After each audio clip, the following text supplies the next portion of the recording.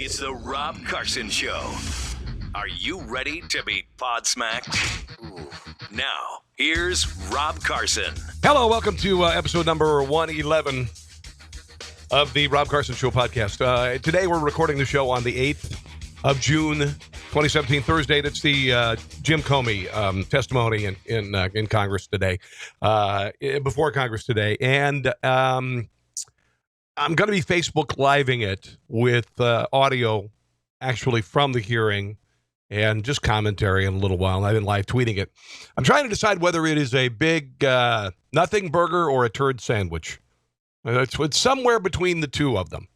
Somewhere between watching Democrats just twist language, attempt to find a gotcha moment, and just nothing being there. Yesterday, in the 7-page statement that Jim Comey released, it basically vindicated the president. We're going to get into that as the show progresses. We've got a lot of audio to get to. And then I've got some non-Jim Comey stuff as well. I've got some, campus madness. There's a lot of campus madness stuff going on. And I've got some non-political stuff. I think you're really going to enjoy it. So welcome to the show. Sit back and relax. Unless, of course, you're listening to it while you're on the treadmill or on the trail. I want to thank our sponsors for the radio program, including a fountainoflifecairo.com, fountainoflifecairo.com. Dr. Alex Nelson operates doesn't operate. He adjusts in Kansas City at 8335 North Congress Avenue. Okay. If you'd like to make an appointment, and by the way, you can get an adjustment, $30 for veterans and veterans' families. And I'm going to tell you, it does miracles for back pain, low back pain, shoulder pain, carpal tunnel, neuropathy, hip pain, knee pain, all of these things. Call them 816-741-4711, 816-741-4711, or go to fountainoflifecairo.com. My lawn is long right now. I've been feeling under the weather this week, and I cannot wait to get on the Dixie Chopper Silver Eagle and go out and mow it. I've got only a third of an acre, so with the Dixie Chopper Silver Eagle, it literally takes me about 12 minutes. It's spectacular. It's beautiful. It's an American-made mower. And Grass Monsters KC has both commercial and residential mowers.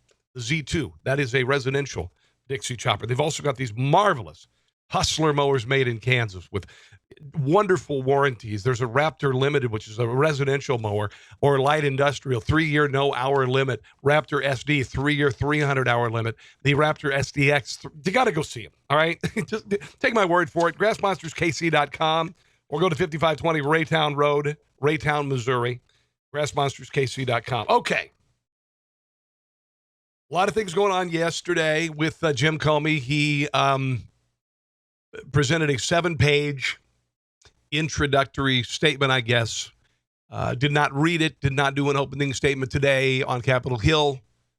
And today, what I'm gathering so far is here is a man who is a career bureaucrat meeting with a man he does not have any possibility of understanding. It's kind of like, okay, Mr. Spock is Jim Comey. James T. Kirk is Donald Trump. I think that's a pretty accurate statement. Jim Comey is a career bureaucrat. He does not know how to deal with people who don't know government protocol in and out. All right? Jim Comey said something today I thought was very funny. He was very puzzled. He was very confused why he was let go when the president said he was doing a good job. And I said, welcome to the friggin' private sector, folks. Welcome to the private sector where you are fireable at any time. When you're a bureaucrat, much harder to fire you. Much harder. When you're in the private sector, nobody tells you you're doing a crappy job. There's no warning, all right? You're just let go. I thought that was a good metaphor for Jim Comey's interaction with Donald Trump. And also, I will take credit for the Star Trek one as well. His remarks in the first 7 pages paint a picture of an FBI director so disconnected by his interactions with the president that he began keeping written memos of their private discussions. See, he didn't know how to deal with them. He met with Barack Obama twice. One time to talk about race relations with the community and police, and the other time to say goodbye. Okay, that was it. Barack Obama was groomed to be a politician his entire life. Jim Comey, the same. But Comey, it's like Mr. Spock. What? This is not logical. This is not government speak. I better write this down. So he had never done that before. Now, Trump said that, or I should say, Comey said he believed the president was trying to create a patronage relationship with him, and described in detail an Oval Office meeting which Trump urged him not to investigate ousted National Security Advisor Michael Flynn. Now, he said, "I hope you can drop this." All right, so that is not a impeachable offense, but a patronage relationship. That's what he does. That's what business is all about. And then tell me that doesn't exist on Capitol Hill with lobbyists and congressmen. Dear God. Now, his note yesterday essentially validated Trump's assertion he was not personally a target of the federal counterintelligence investigation into possible campaign collusion with Russia. So here's the thing. Donald Trump was not working with the Russians to change the results of the election. Today, we learned in testimony that the Russians were actively hacking both parties. Okay? Both parties. Did they change the results of the election? No evidence of that whatsoever. No evidence of that whatsoever. So that's what we had kind of going into the testimony today. I read a piece by Kimberly Strassel, and she made the case for why Comey had to go. Mr. Comey confirmed that on 3 occasions, he and Mr. Trump told him they'd not been a personal target of the probe, but Mr. Comey wouldn't make a public statement to the same effect. So he wouldn't say the president is not a target of the investigation. Rather, the president had to defend himself. The president had to say it. So he was a little cowardly about that. Yet we found out today that Comey released the details on his meetings with the president to a friend to leak to the press.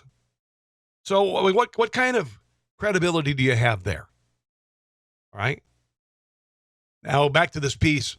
The most troubling part of Mr. Comey's statement is his belief in what he calls the FBI's traditionally independent status in the executive branch. Independent? This is a false and dangerous view of law enforcement in the American system.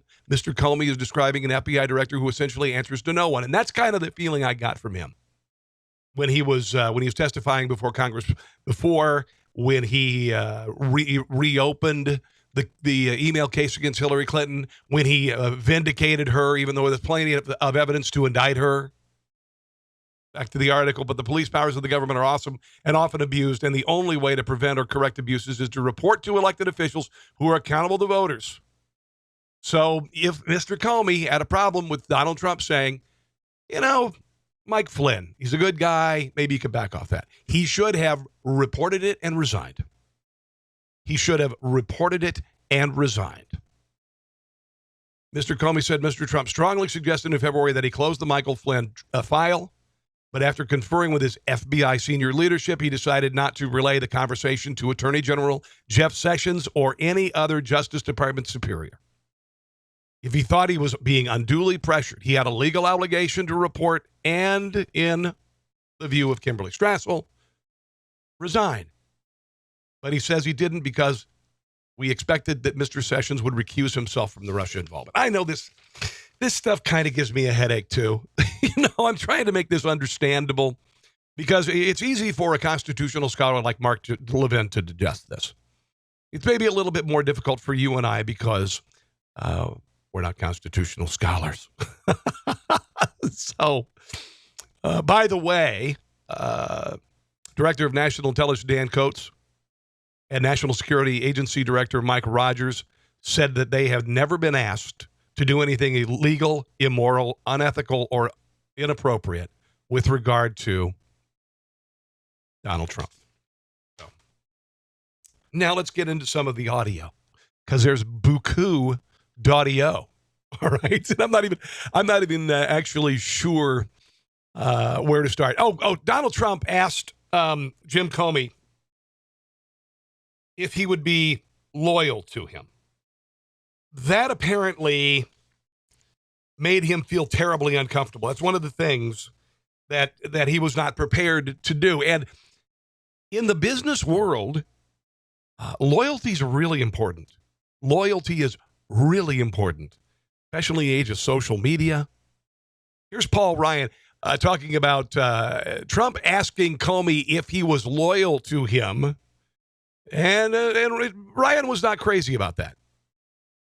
One of the things that's in the statement, and I don't know why it's a statement, when we haven't heard the president's side of it, at least maybe we have in part in Twitter, but he said that on January 27th, the president said, I need loyalty, I expect loyalty, and it's followed by sort of an awkward silence. Is it appropriate for the president to ask for a question of loyalty for the FBI director? Yeah, no, I mean, obviously I don't think that is. I think Director Comey will probably get a lot of questions about that tomorrow, would be my guess.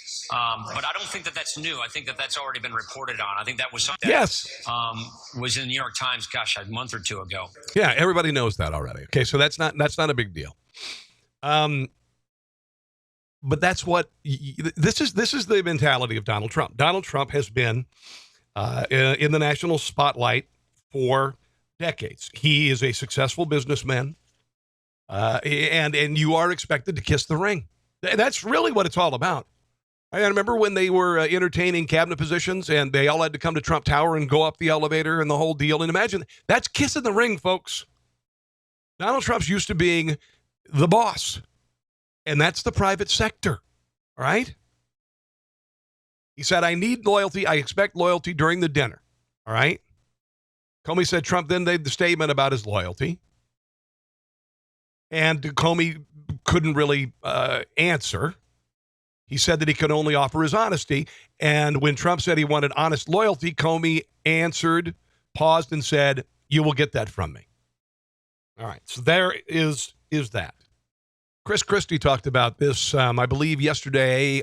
He was on CNN talking about the language of New York, the language of business versus the language of politics. One, complete ignorance about the idea that the FBI is supposed to be independent, or two, just a complete lack of any sort of moral compass. Which do you think it is? Now, this is her asking him if the reason why he said things like, I want your loyalty and leave Mike Flynn alone, and her reasons why she thinks he said it, which are wrong, and now Christie will clear it up. How about three? Tell me. I think, listen, what people don't understand is that they elected an outsider president. Mm-hmm. They elected someone who had never been inside government and, quite frankly, didn't spend a lot of time interacting with government except at the local level. Mm-hmm. And so the idea of the tradition of these agencies is not something that he's ever been steeped in. So, I think over the course of time, and we could talk about different examples. Mm-hmm.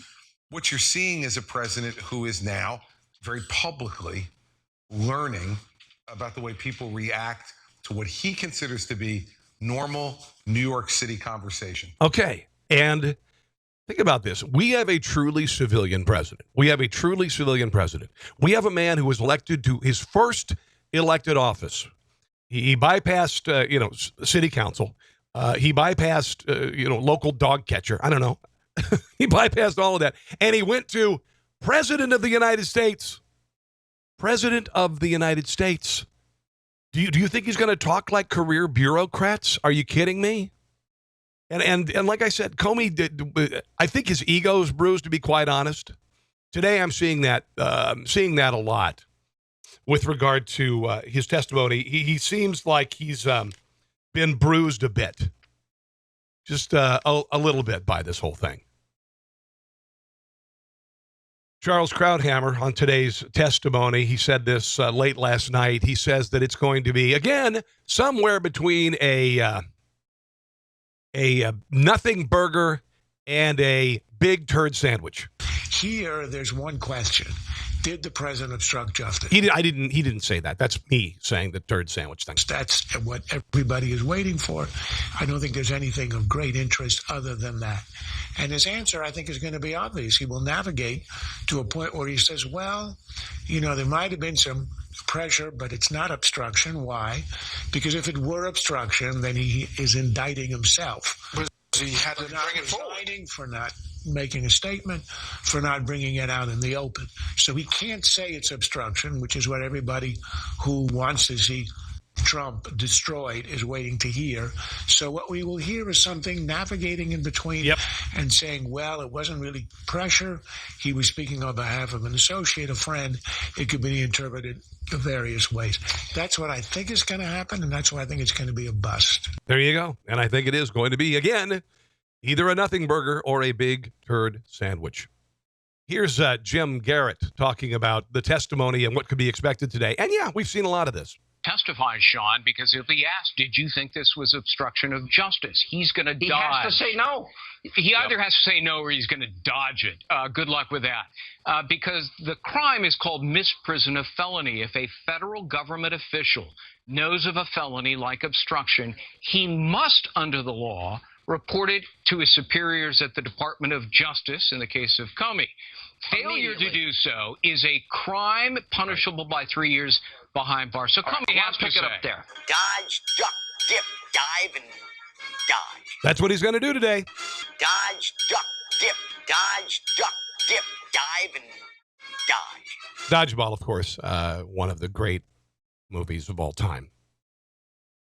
Comedian. It's a good movie. If you haven't seen it, I've seen it at least 50 times. Jonathan Turley, law professor at George Washington University, says nothing he read in Comey's statement persuades him that Trump violated the law by interfering with a federal investigation. By saying, I hope you can let this go. Turley says the comments were grossly inappropriate. We don't indict people for being boorish or clueless. And again, do I think Donald Trump is clueless? No, I think he's a successful person. Do I think he's clueless about the ins and outs and the protocol of government? Oh, hell yeah. And I would be too. And I would be too, to be quite honest. So we'll see. We even saw some cracks in the foundation on CNN, actually. CNN beginning to see, well, maybe this is a nothing burger. Maybe. I hate using that word, but it's working today. Here is Jake Tapper talking. This is before the testimony, the official testimony, about how he doesn't think much is going to come from it. Welcome back to the lead. We have some breaking news now on our politics lead on the upcoming testimony from the fired FBI Director James Comey. A source close to Comey now telling me that he does not anticipate that Comey will come to any legal conclusions about whether President Trump's actions in his meetings with Comey constituted obstruction of justice when Mr. Trump, according to Comey, was trying to influence his judgment about the Russia investigation because Comey does not believe it's his place to do so. The source says that Comey will be there as a fact witness and will leave the legal analysis for others. I wouldn't say he's being a fact witness today. Today, he's acting all butthurt because he got fired. So that's not exactly factual. There's a lot of opinion. There's a lot of hard feelings about this. As far as any big dramatic revelations, the source also suggests, quote, the center of gravity is going to be what's already out there. That is the request that the president made, according to Comey, that he lay off Michael Flynn when it came to the Russia probe, and also his asking Comey for a pledge of loyalty. Kiss the ring, baby. You got to kiss the ring. You want to you want to keep a job, you got to kiss the ring. Here's Jay Sekulow, the chief counsel for the American Center for Law and Justice. He says this is going to be a giant turd burger. Well, let me tell you what you've got here. A total and complete vindication of the President of the United States on any of these allegations of... This is according to the 7-page introductory statement that he typed up. Obstruction of anything, and the fact that also the President was clearly not under investigation, not a target. So all of the left's talking points are completely incorrect by James Comey's own testimony, in his written testimony. This now is bad for the country to continue spending resources, distracting everyone, including the Congress, from really getting to the people's business. This is a waste of money. But I'm going to tell you what this is. This document right here, case closed. There is no case. And by the way, couple that, Sean, with all of the statements from Sally Yates, from all of the other, besides all the intelligence individuals, the heads of intelligence agencies, James Clapper, all of them saying no evidence. Clapper, Mark Warner, Comey, no evidence. Brennan, No Warner, evidence of collusion. Feinstein, Maxine Waters, all of them. Right. No So here's evidence what of you've got. collusion. What you've got is case should be closed, complete vindication, total vindication. But let me add one other thing here, Sean. President Obama, people are going to forget this, but I want to remember because I handled this case in court. In the middle of a criminal investigation into the IRS targeting of conservative organizations. In the middle of that investigation, the President of the United States said there was not even a smidgen of corruption while the investigation was open and pending. Did James Comey write a memo about that? No. Suffers from selective disclosure disorder.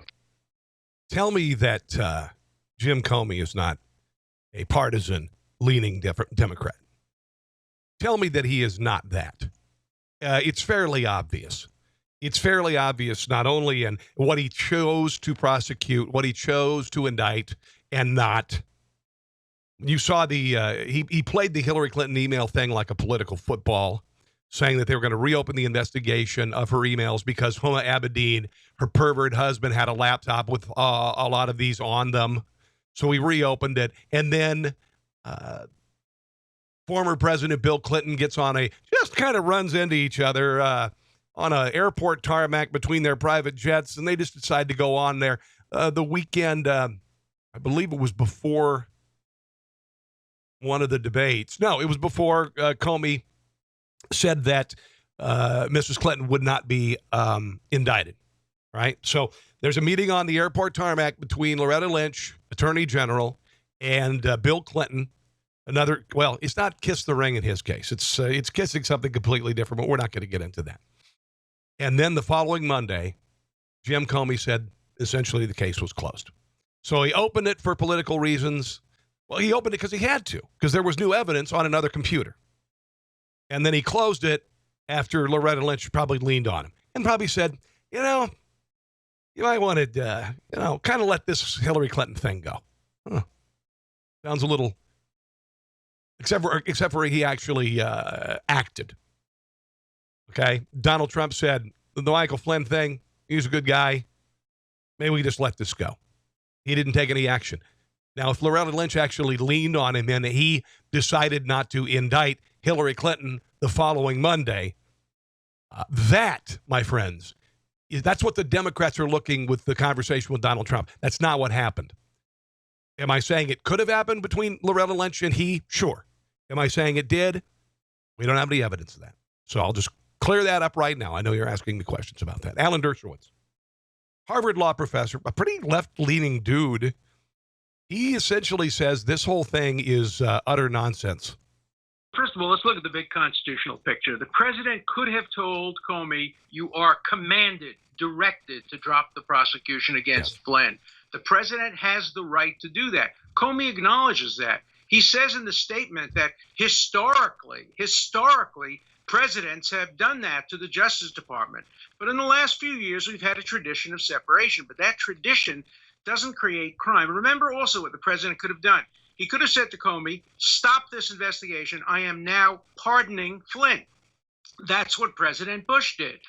Okay, so he was operating in the bounds. Maybe he accidentally knew this. Maybe he actually knew what the boundaries were with regard to pressuring him to drop an investigation. In the beginning of the investigation of Casper Weinberger, which could have led back to the White House, to the first President Bush on the eve of the trial pardoned Casper Weinberger, pardoned 6 people, and Special Counsel Walsh said this is outrageous. He's stopping the investigation. Nobody talked about obstruction of justice. You cannot have obstruction of justice when the president exercises his constitutional authority to pardon, his constitutional authority to fire the director of the FBI, or his constitutional authority to tell the director of the FBI who to prosecute, who not to prosecute. So let's get out of the weeds and let's look at the big. But then let me just ask you. But let me just ask you, Professor. Just to be clear, when according to Director Comey, the president told him, and I quote, "I hope you can let this go," discussing Michael Flynn and the investigation. You don't believe he was trying to influence or impede any possible or further investigation of Michael Flynn? What I'm telling you is that even if he did want to impede it, and even if he did impede it, that is his constitutional power. Wow. He has the right to say, you will not investigate Flynn. The best proof of that is he could have simply said to Comey, stop the investigation. I've just pardoned Flynn. It's over.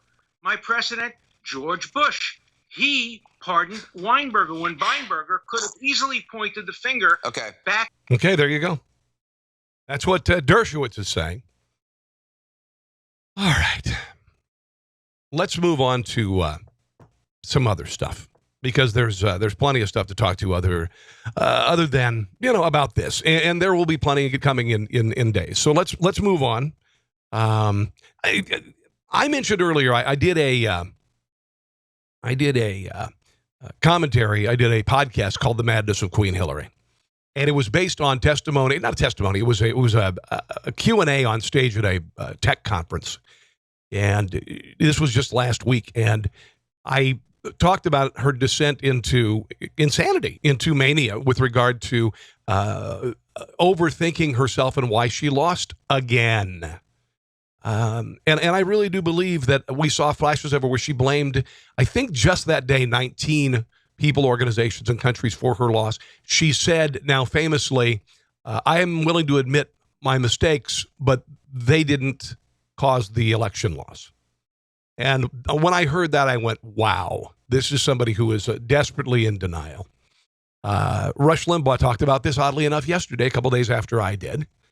I have a connection with Rush Limbaugh. I just want to, if you don't know, I've written comedy for Rush from 1990 until just a few years ago when Kit Carson passed away. So I've got a real affinity and affection for Mr. Limbaugh. He's a hell of a nice guy. Here he is talking about Hillary's descent into madness. Hillary Clinton is falling apart before our very eyes. And it's important to note this, because Hillary Clinton has been presented to us as the smartest woman in the world, the toughest woman in the world, the woman who could have been president if she had not hitched her wagon that it loser Clinton, a woman who could have written her ticket and named her price, a woman who was the smartest and most accomplished. This was her brand. This was her image. It was bought. It was paid for. It was fed. It was built up. And it happened twice. And it happened twice. Now, I'm going to tell you, Russia's a little more sympathetic toward Hillary than I am, because I think she's evil. Now what's happening to her? She is delirious. She cannot live in reality. She cannot accept what's happening. She has been rejected. This is the most cheated on woman in America, including by her own party. Yeah, that's true. If there's anybody the Democrats, and I'm serious about this, if there's anybody the Democrats owe, it is that woman. Yes.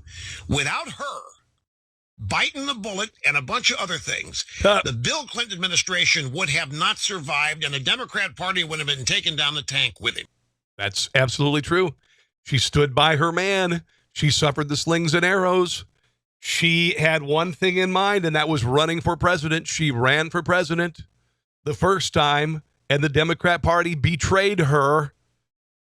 And then she ran again, and now she's saying she was the victim of the expectation she would win. There's a little more from Rush.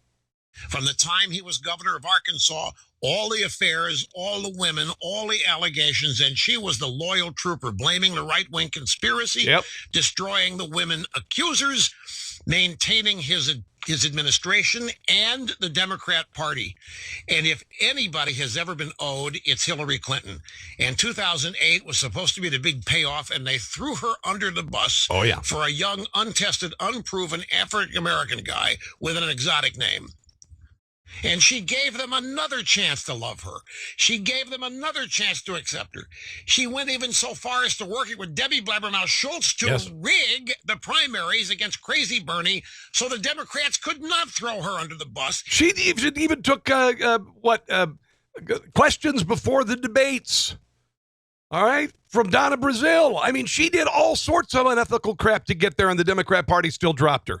And she still got beat by some guy they think has no business being in politics, doesn't know what he's doing, in their minds hates women, is abusive to women, doesn't like anybody, a guy who shouldn't have got 20% of the vote and beat her in an electoral near landslide. She's going crazy. She's going crazy. I think she is, guys. I really, really do. And think about how maddening it is. Think about how maddening it is. Think about her life. She married a philanderous beast, sexual predator. She had to cover for that and go after his victims while realizing that he was her meal ticket to the White House. Gets to the White House, had to suffer the slings and arrows of scandal there. Fell on her face with Hillary Care in the first term. Bill Clinton lost both houses of Congress, midterm, first term.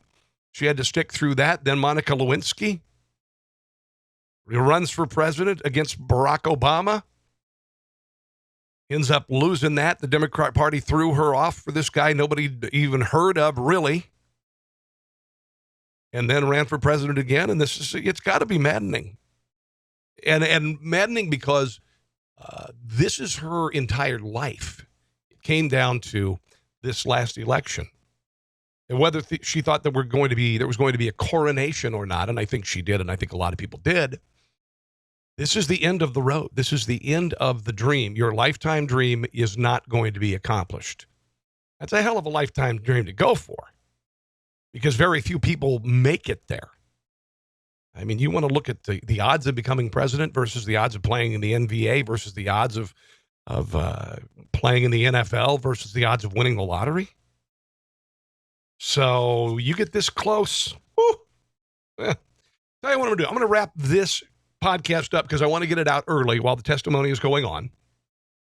And then we're going to do a second podcast today, which will be podcast number 112. And that's going to focus less on politics, more on pop culture, campus madness, and things like that. Before I go, I just want to remind you once again, fountainoflifecairo.com, fountainoflifecairo.com, Dr. Alex Nelson, the person you need to talk to. If you need decompression for herniated low back discs, almost slipped there, electrical stimulation, all sorts of aches and pains, they can take care of them, okay? Again, fountainoflifecairo.com, grassmonsterskc.com for American-made industrial or commercial mowers, Dixie Chopper, and Hustler mowers. They are spectacular. Father's Day coming up. Got a whole bunch of really cool politically incorrect swag on two websites, teepublic.com and teespring.com. teepublic.com, teespring.com. Look for Conserva Tees, T-E-E-S. We got a whole line of stuff. We've got the iconic Che Guevara face that says, murderous commie douchebag, not a hero. We've got a really cool environmental response to the Paris climate deal shirt. It says green is the new red. These are all available on t-shirts. They are available on stickers. They are available on onesies for your baby, on laptop covers, on phone case covers, et cetera, et cetera, et cetera. teespring.com or teepublic.com. Conserva Tees. Have a glorious day. We'll be back with episode number 112 very soon. Thanks for listening to The Rob Carson Show. Friend him on Facebook at Carson Show, on Twitter at Rob Carson, and on Instagram, I think Facebook and Twitter are enough for now. We'll see you soon.